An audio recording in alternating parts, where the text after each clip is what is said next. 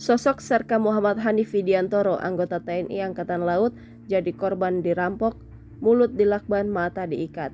Belum lama ini viral video seorang prajurit TNI Angkatan Laut menjadi korban perampokan saat perjalanan pulang dari Sorong ke Semarang. Diketahui sosok korban tersebut adalah Serka Muhammad Hanif Widiantoro, prajurit TNI Angkatan Laut dari Kesatuan Lantamal 14 Sorong, Papua.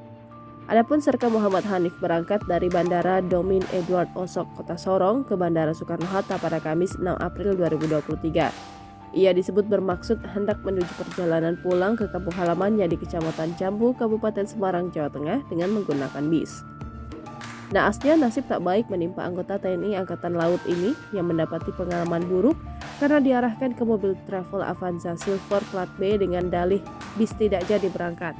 Dari pangkalan bis, Hanif naik travel bersama beberapa orang lain diduga komplotan perampok. Pasalnya, selama perjalanan ia tertidur dan terkejut, terbangun dalam keadaan kaki dan tangannya sudah diikat. Selain itu, pelaku juga memukul korban saat berusaha menutup mata dan mulutnya dengan lakban. Atas kejadian itu, seluruh barang milik Serka Muhammad Hanif Widiantoro raib dibawa kabur, termasuk menguras isi rekening korban karena memaksa meminta nomor PIN dengan todongan senjata tajam di punggung.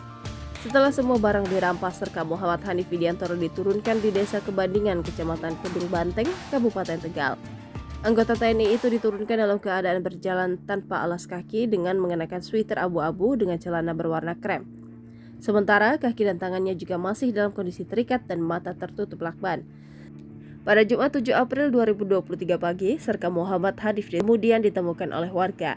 Hingga kini kasus tersebut langsung ditangani Polsek Kedung Banteng berkoordinasi dengan Pasintel Lanal Tegal bersama tim. Jangan lupa subscribe, share, komen, dan like ya.